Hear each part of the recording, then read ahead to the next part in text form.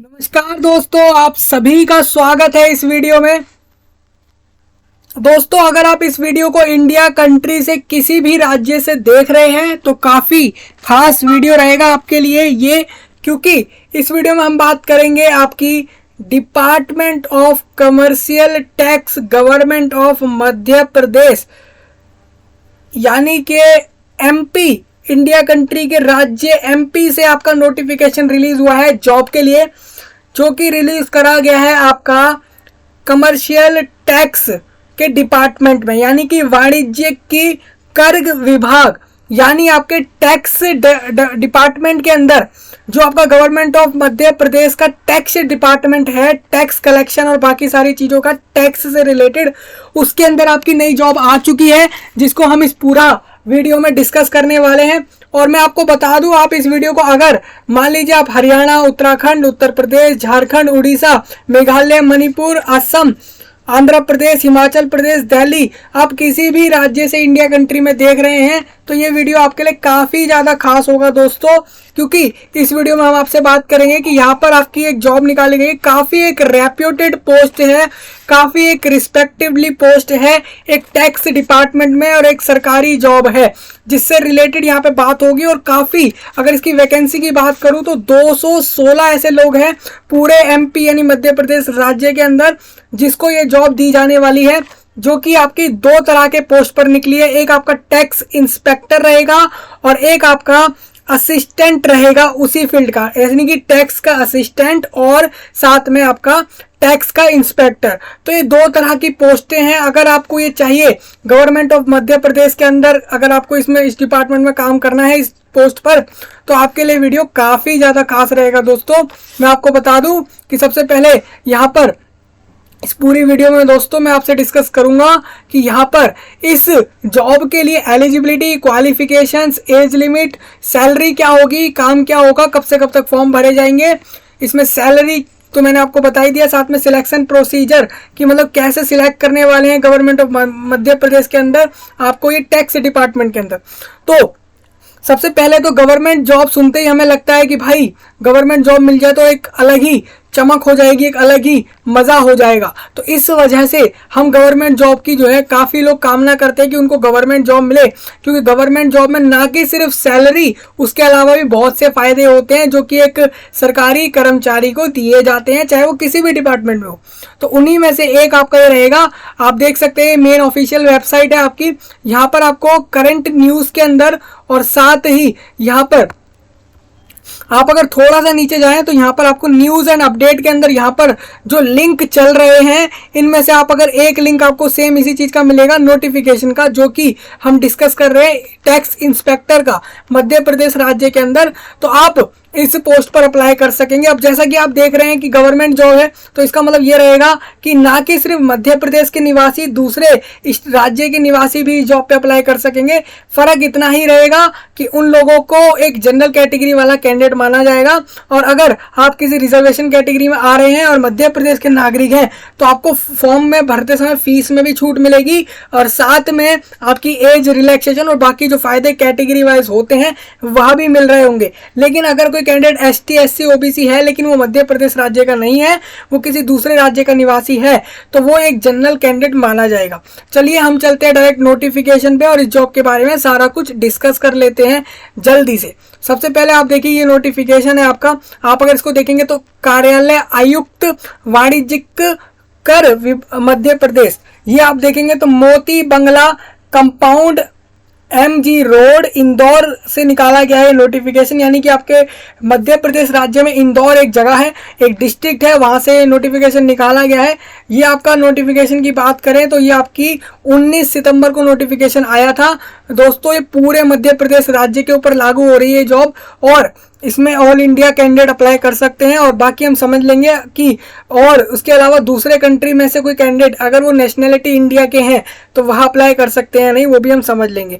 सबसे पहले आप देखिए कि वाणिज्यिक कर विभाग में मध्य प्रदेश अधीनस्थ कराधान सेवा, यानी कि असिस्टेंट हो जाएगा, कराधान मतलब कि टैक्स असिस्टेंट हो जाएगा ये, सेवा तृतीय श्रेणी कार्यपालिक भर्ती नियम 2007 एवं इन नियमों में समय समय पर जो है आपके बदलाव होते रहते हैं आपकी रिक्रूटमेंट के लिए, क्योंकि एक सरकारी जॉब है और काफ़ी ज़्यादा रूल्स चेंज होते रहते हैं आपके गवर्नमेंट्स के अंदर, वो आपको पता ही होगा। अब इसमें बात करें तो जुलाई 2023 में वर्णित अर्हताएं रखने वाले कार्यालय आयुक्त वाणिज्यिक कर एवं वाणिज्यिक मतलब हो जाएगा आपका कमर्शियल कर मतलब हो जाता है टैक्स, यानी कि कमर्शियल टैक्स डिपार्टमेंट एवं उसके अधीनस्थ कार्यालयों के लिपिक वर्गीय सेवा में पदस्थ कार्यरत कर्मचारियों से वाणिज्यिक कर निरीक्षण कराधान सहायक के रिक्त पदों की पूर्ति हेतु एमपी ऑनलाइन के माध्यम से आवेदन आमंत्रित किए जाते हैं। मतलब कि मध्य प्रदेश के अंदर ये जॉब रहेगी और यहाँ पे निरीक्षक मतलब इंस्पेक्टर हो जाता है। तो वाणिज्यिक कर निरीक्षण मतलब आपका क्या हो गया कि कमर्शियल टैक्स इंस्पेक्टर, साथ में आपका असिस्टेंट टैक्स असिस्टेंट। तो ये 2 तरह के पोस्ट हो गए दोस्तों, इस पर आप अप्लाई कर सकते हैं। अगर मैं आपको बताऊं आवेदन पत्र भरने से संबंधित कुछ डिटेल्स यही रहेंगे कि आप इसमें 5 अक्टूबर से लेके 5 आप इसमें 20 अक्टूबर तक फॉर्म भर सकेंगे, यानी कि पूरा आपको 16 दिन समय दिया जा रहा है। और इसमें आप अगर देखेंगे तो ये आपको 11:30 से ओपन हो जाएगा सुबह में लिंक, और ये आपको रात में जो है क्लोज हो रहा होगा। आवेदन केवल ऑनलाइन करेंगे आप इसमें। अब इसमें देखिए प्रकार का मैन्युअल अथवा डॉक द्वारा। अब देखिए इसमें आप कोई भी यहाँ पे पोस्ट ऑफिस या फिर आप ऑफलाइन मोड में ना फॉर्म भरें, और अगर आप सोच रहे हो कि किसी ऑफिस में जाके गवर्नमेंट ऑफिस में जाके आप इसको फॉर्म भरेंगे, तो ऐसा कुछ भी नहीं है। जो लिंक आपको प्रोवाइड कराया गया है वीडियो के नीचे, वहां से जाइए और आप इसमें अप्लाई करिए। अब आयु की गणना की बात करें तो आपकी 1 जनवरी 2023 को जो भी एज होगी वही मानी जाएगी, और आयु की गणना आपकी 10th के मार्कशीट के बेस पर होगी। आपने 10th में चाहे वो सीबीएसई बोर्ड रहा हो, स्टेट बोर्ड रहा हो, आपने जो भी अपने 10th की क्वालिफिकेशंस ली हैं उसमें जो भी आपकी जन्म तिथि या डेट ऑफ बर्थ है वही आपकी ली जाएगी। तो ये आपको क्लियर हो जाना चाहिए। अब शुल्क के बारे में बात कर लेते हैं कि फॉर्म की फीस क्या है। तो फॉर्म की फीस बोली गई है, आप ऑनलाइन माध्यम से इसकी फीस भरेंगे। Debit card, credit card, UPI, net banking, Paytm, Bharat पे और गूगल पे या फिर कोई भी ऐसा प्लेटफॉर्म जिससे आप पेमेंट कर पाते हैं, भीम यूपीआई या फिर कोई भी ऐसा जो भी मोड है उससे आप पेमेंट कर सकते हैं। अब इसमें एक और चीज क्या बोली गई है, ऑनलाइन फॉर्म भरकर परीक्षा शुल्क का नगद भुगतान कर रसीद आवश्यक रूप से प्राप्त करेगा। अभ्यर्थी ऑनलाइन आवेदन पत्र की जांच कर यह सुनिश्चित करे कि भुगतान का विवरण तथा पेमेंट डन हो चुकी है या नहीं। मतलब आप फीस पहले चेक भी कर लें कि आपने डन करी है नहीं करी है। अब अगर बात करें तो 1020 रुपये एक जनरल कैंडिडेट भर देगा, या फिर एक इकोनॉमिकली वीकर सेक्शन ईडब्ल्यूएस वाला भर देगा, और जो भी SC ST रहेंगे और ये सारे कैंडिडेट रहेंगे जो भी रिजर्व कैटेगरी में आ रहे हैं वो सही इसका हाफ 510 रुपये भरेंगे। अब अगर आप मान लीजिए फॉर्म में अभी कोई गलती करते हैं, 20 तारीख तक फॉर्म भरते हैं, तो आप इसमें 50 रुपये का जो है शुल्क भर के बाद में चेंज कर सकेंगे। इसके अंदर अगर कोई चेंज होता है वो भी उन्हीं चीज़ों में चेंज होगा जो कि आपको ये commercial tax department of government of Madhya Pradesh allowed कर रहा है। उन्हीं चीज़ों में आप इसमें मॉडिफिकेशन करेंगे, बाकी चीज़ों में आप नहीं कर पाएंगे। मॉडिफिकेशन आप समझ रहे होंगे, कुछ भी बदलाव को कहा जाता है, उसके लिए मैं यहाँ पे आपको बता रहा था। अब इसके बाद है यहाँ पे त्रुटि सुधार संबंधी निर्देश। अब देखिए यहाँ पे दिया गया है कि क्या क्या सुधार कर सकते हैं आप, वो सारी चीजें आप देखें तो यहाँ पे आपको क्या बोला गया है, तक ऑनलाइन ही किया जा सकेगा। इस हेतु प्रति त्रुटि आप जैसे आप देख सकते हैं 50 रुपये प्लस जीएसटी अलग से लगेगी। जीएसटी शुल्क अगर आप बात करें तो 18%। अगर हम एक्चुअल में हम वैसे आपका हर एक चीज़ का अलग अलग जीएसटी होता है, एसेंशियल चीज़ों का अलग होता है। जैसे कि फॉर्म भर रहे हैं, जॉब से रिक्रूटमेंट के लिए फॉर्म भर रहे हैं तो उसका अलग, सबके अलग अलग होते हैं रूल्स। तो उस हिसाब से मैं आपको बता दूं तो अगर आप इसमें भरेंगे तो अगर आपका 18% लगता है तो यहाँ पे 9 रुपये आपके 50 रुपीज़ में एक्स्ट्रा और लगेंगे, ये जीएसटी के रहेंगे अगर आप 18% यहाँ पे कर रहे हैं। जो भी होगा वो आपको पता लग जाएगा। शैक्षणिक अर्हताएं एवं अनुभव की बात करें तो इसमें आपका निरीक्षक हेतु, यानी अगर आप बात करें यहाँ पे टैक्स इंस्पेक्टर के लिए, टैक्स इंस्पेक्टर की जो पोस्ट है उसमें आपका किसी मान्यता प्राप्त विश्वविद्यालय से स्नातक की उपाधि यानी कि बैचलर पास चाहिए होगा। आयुक्त वाणिज्यिक कर कार्यालय और उसके अधीनस्थ कार्यालयों में विगत 5 वर्षों तक लिपिक वर्गीय सेवा में लगातार कार्य कर रहा हो। मतलब कि आपने अगर 5 साल का एक्सपीरियंस भी लिया है इस सेम पोस्ट पर किसी भी कमर्शियल टैक्स डिपार्टमेंट के अंदर, अगर आपने चाहे वो मध्य प्रदेश की गवर्नमेंट का हो या फिर किसी दूसरे स्टेट का हो, यहाँ पर ऐसा कुछ यहाँ पे मेंशन नहीं करा है, लेकिन आप देख सकते हैं कि 5 साल का एक्सपीरियंस यहाँ पे एक्सेप्ट किया जाएगा।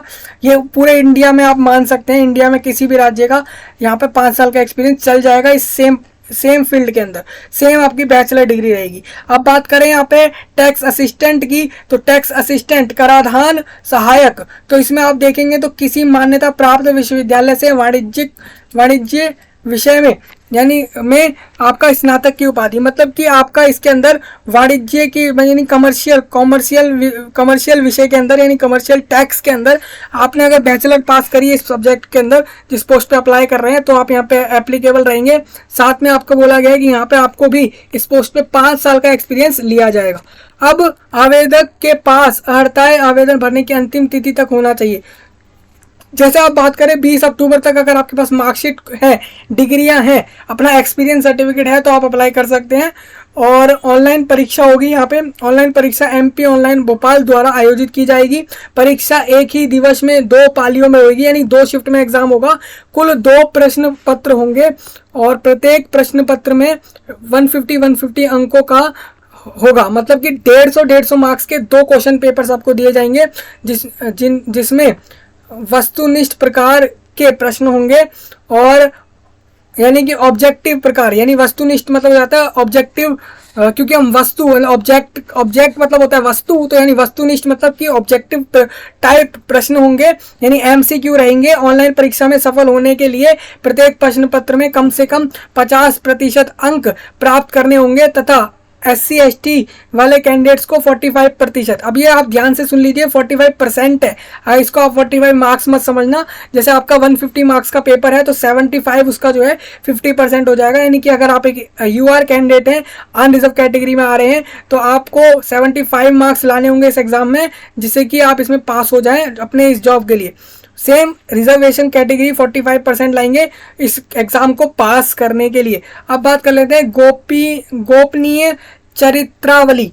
अब परीक्षा के बाद ये क्या चीज़ है, गोपनीय चरित्रावली मतलब होता है ऑनलाइन परीक्षा में सफल अभ्यर्थियों द्वारा प्राप्त अंकों के आधार पर उनकी विगत 5 वर्षों की चरित्रावली का मूल्यांकन नियुक्ति अधिकारी द्वारा गठित की जाने वाली विभागीय चयन समिति द्वारा मध्य प्रदेश राजपत्र दिनांक 20 जुलाई 2023 में दिए गए। अब देखिए यहाँ पे 20 जुलाई 2023 को एक रूल आया था, ये आपका राजपत्र, जैसे आप जानते हैं राजपत्र क्या होता है, गैजेट होते हैं, जैसे कि आप जानते हैं कि अलग अलग गैजेट्स होते हैं, मतलब कि एक रूल्स निकाले जाते हैं, एक फाइल सी बनाई जाती है जिसमें आपके नए नए नियम्स या कुछ भी ऐसा बदलाव करा जाता है गवर्नमेंट के द्वारा पूरे स्टेट पर, या कोई भी ऐसा जो भी उसमें अमेंडमेंट या ऐसी कुछ भी चीज़ होती है ना, तो उसको आप बोल देते हैं यहाँ पे राजपत्र। तो मध्य प्रदेश का राजपत्र जो है उसमें आप 20 जुलाई 2023 वाला पढ़ लेना, ये आपका नियुक्ति से रिलेटेड रहेगा, यानी रिक्रूटमेंट से रिलेटेड, उसको पढ़ना, उससे आपको पता लगेगा ये क्या चीज़ है। मेनली यहाँ पे यही बोला गया, आपको यहाँ पे 5 साल का जो आपका एक्सपीरियंस था उसको यहाँ पे देखा जाएगा,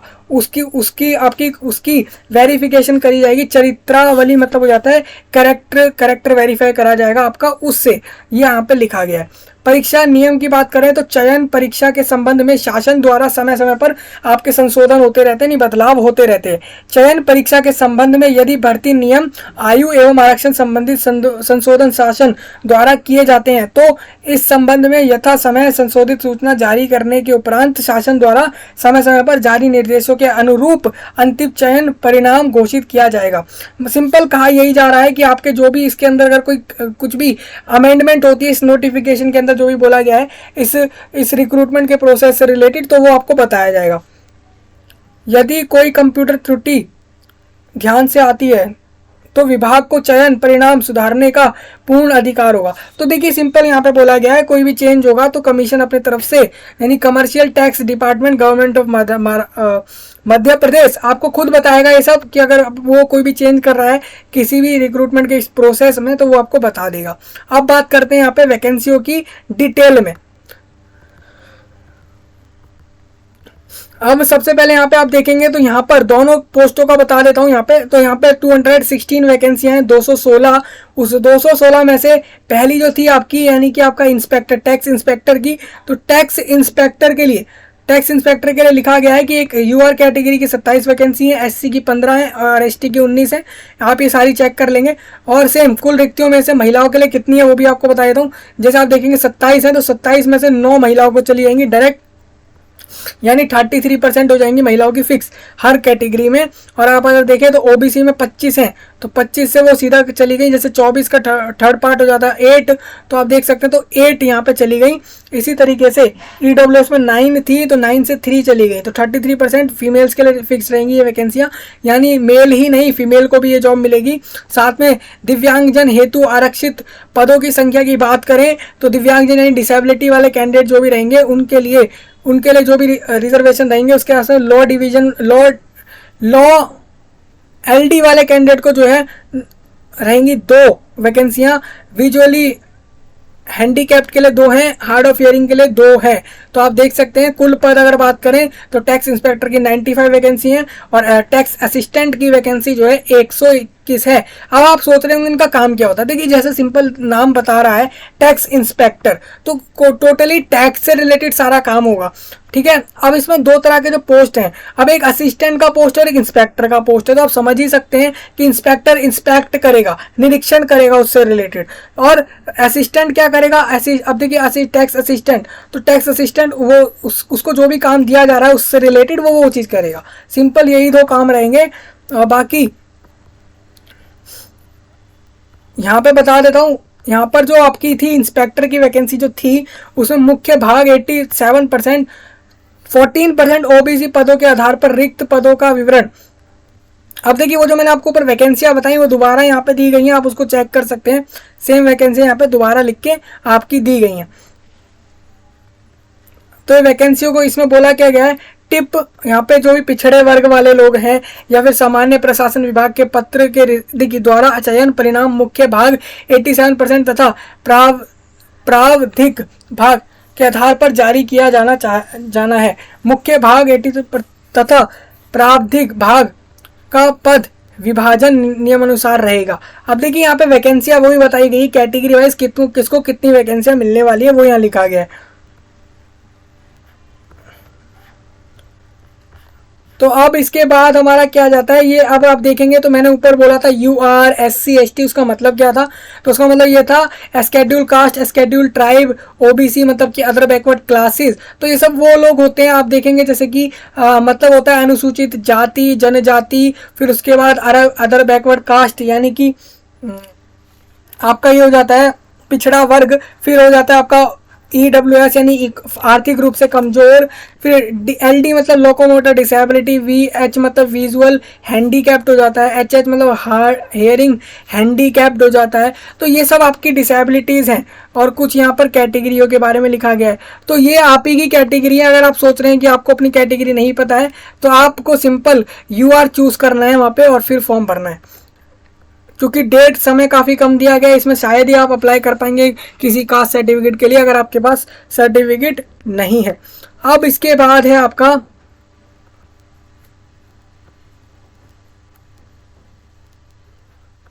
बस यही था, ये कुछ पॉइंट दिए गए हैं 2-4, इसको आप चाहें तो रीड कर सकते हैं। तो मैंने आपको बता दिया है, देखिए वैकेंसी की डिटेल हमने कर ली है बात। अब आप जैसा कि यहाँ देख रहे थे कि यहाँ पर बोला गया कि एग्ज़ाम होगा, तो अभी यहाँ पे कुछ भी बताया नहीं गया है, कुछ भी बताया नहीं गया मतलब कि जैसा कि नोटिफिकेशन तो रिलीज़ कर दिया, फॉर्म की फ़ीस बता दी, सब बता दिया है, सिलेक्शन प्रोसीजर बता दिया है। यहाँ पर आप देखेंगे तो यहाँ पे ना ही अभी सिलेबस दिया गया है एग्ज़ाम का, ना तो सिलेबस दिया है और ना ही इस पोस्ट पर सैलरी बताई गई है क्या होगी।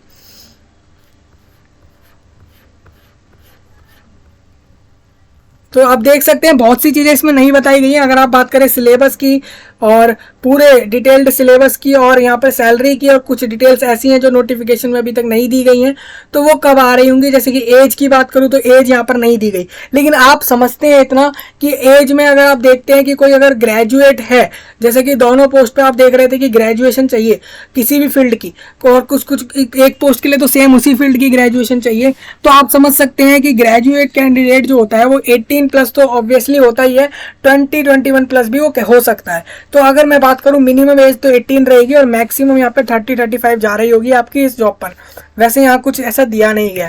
तो बाकी जो इस जॉब की डिटेल्स हैं वो जैसे ही आ रही होंगी आपको इसी के नीचे लिंक दिख रहा होगा वीडियो के नीचे, वहाँ से आप उस पर जाके उस चीज़ को चेक कर सकेंगे। तो मैंने आपको डिस्कस कर दिया है। हम आपसे मिलते हैं अब नए वीडियो में, तब तक के लिए आप सभी का धन्यवाद।